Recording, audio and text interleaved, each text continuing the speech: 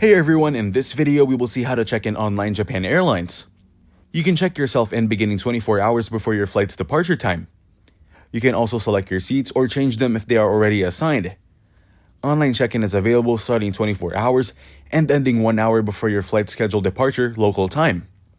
Follow the on-screen instructions to select your seats, enter your passport data, and complete check-in. Once you have completed your check-in, either print your boarding pass or access your mobile boarding pass on your smartphone. The boarding pass must be printed after you have completed your check-in. Home print boarding pass and mobile boarding pass may not be accepted at some airports outside Japan. For flights departing from Japan, if you have baggage to check, come to the baggage counter by the following deadlines. For international flights, this should be no later than 60 minutes before the scheduled departure time of your flight. For domestic flights, this should be no later than 30 minutes before the scheduled departure of your flight. Next, go to the security checkpoint with your boarding pass. If you are flying from Haneda or Narita Airport, you can use the convenient Face Express facial recognition system to board. Thanks for watching. Make sure to like and subscribe.